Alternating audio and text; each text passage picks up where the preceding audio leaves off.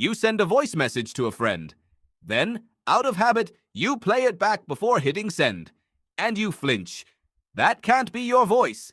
It sounds thinner, higher, almost like a stranger wearing your words. You delete it. You record it again. Same result. Something is wrong with the microphone. You decide. It has to be the microphone. You've probably done this more than once. Maybe you've blamed the app, blamed your phone speaker, blamed the room you were standing in when you recorded it. Anything except the actual explanation, because the actual explanation is stranger than a broken microphone. The actual explanation is that you have never, not once in your entire life, heard your own voice the way anyone else has. It isn't the microphone, it's you. Or more precisely, it's the voice you've never actually heard before this exact moment. Here's the strange part.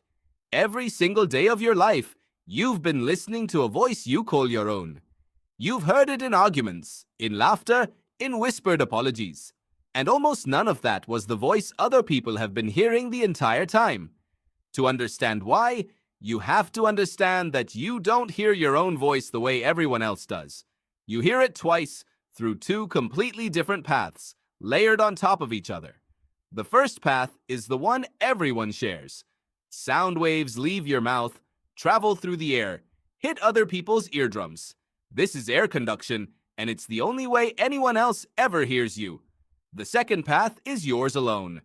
When you speak, your vocal cords vibrate, and those vibrations don't just travel outward through the air. They also travel inward, straight through the bones of your skull, directly into your inner ear. This is bone conduction, and it happens only inside your own head. Hungarian physicist Georg von Békésy spent decades studying exactly how sound moves through bone to reach the cochlea, research that eventually won him a Nobel Prize. His work helped establish something crucial. Bone conducts low frequencies far more efficiently than air does. Your skull acts like a natural filter, and that filter has a favorite: bass. So when you speak, the version of your voice reaching your own ears through your bones is enriched with extra low-frequency depth that nobody else's ears ever pick up. Your internal voice sounds richer, warmer, weightier than it actually is out in the world, to everyone else.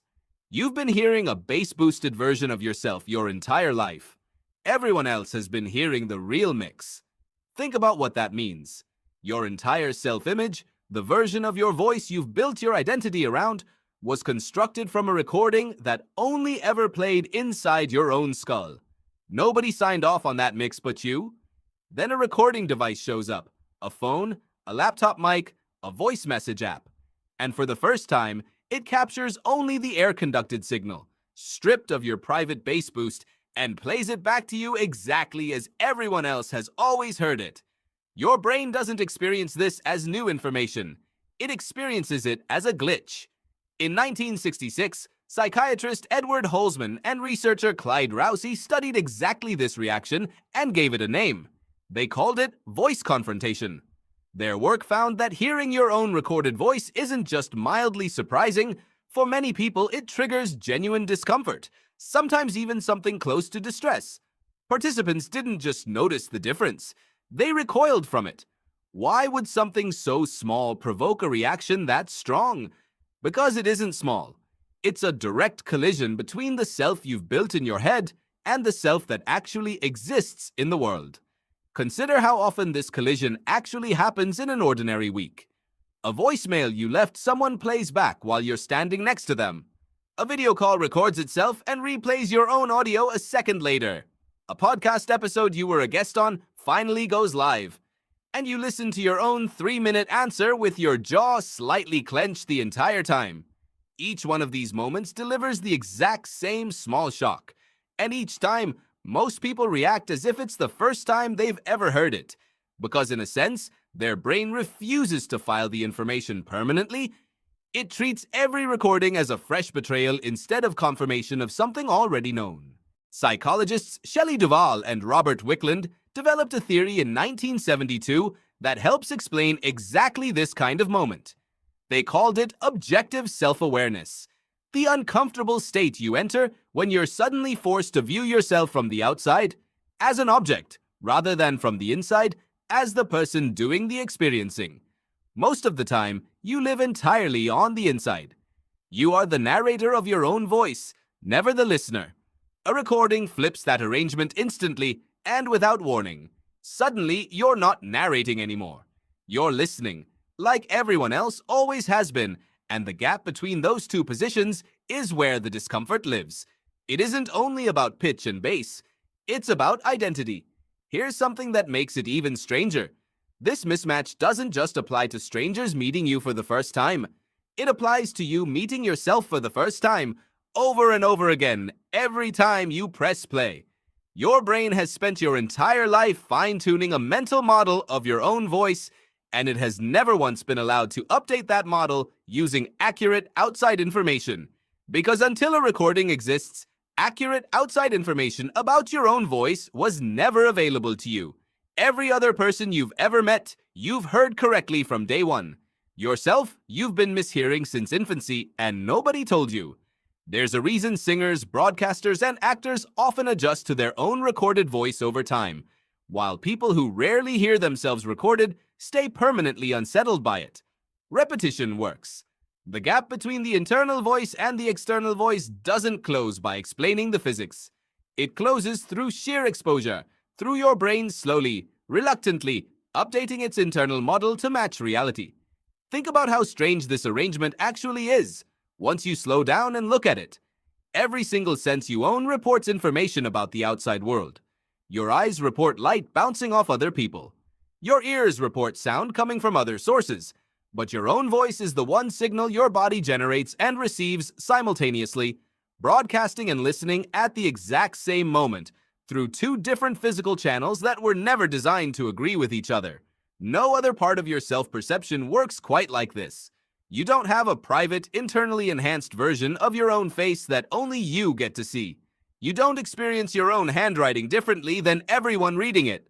Voice is uniquely doubled, uniquely private, uniquely mismatched, and you never had any reason to notice until technology forced the comparison.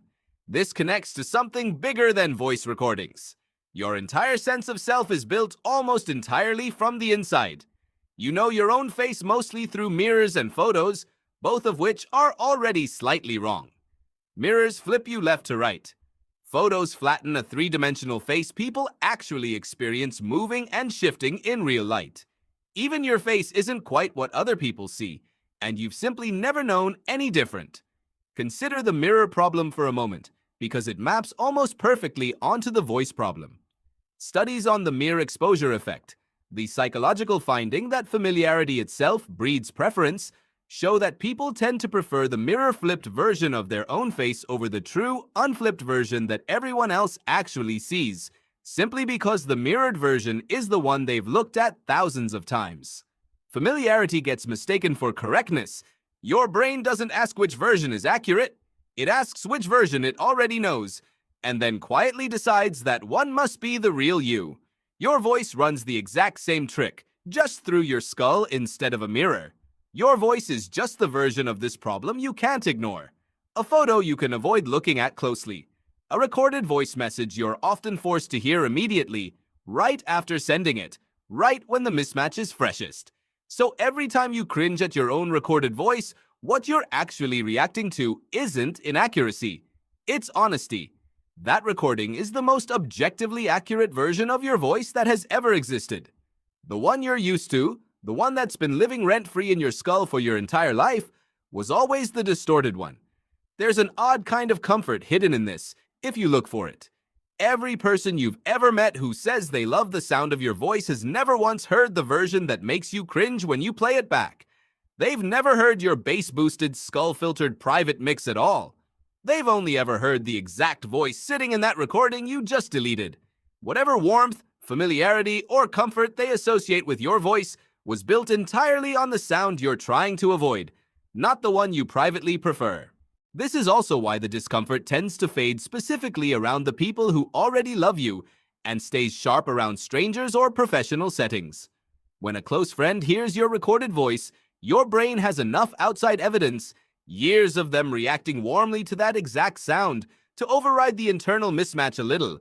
When a stranger hears it, or when it's attached to a job interview or a public presentation, There's no accumulated trust to soften the gap, and the voice confrontation lands at full strength. Here's the reframe worth sitting with. The voice everyone else has always loved, has always recognized instantly, has always associated with you specifically, is the voice in the recording, not the private bass-heavy version only you ever got to hear. Every friend who's ever said they'd know your voice anywhere was talking about that exact sound. The one that makes you cringe, the one you've been quietly rejecting since the first time a machine dared to play it back to you honestly. You send a voice message to a friend. Then, out of habit, you play it back before hitting send. And this time, you don't flinch. You recognize it for what it actually is. Not a stranger wearing your words.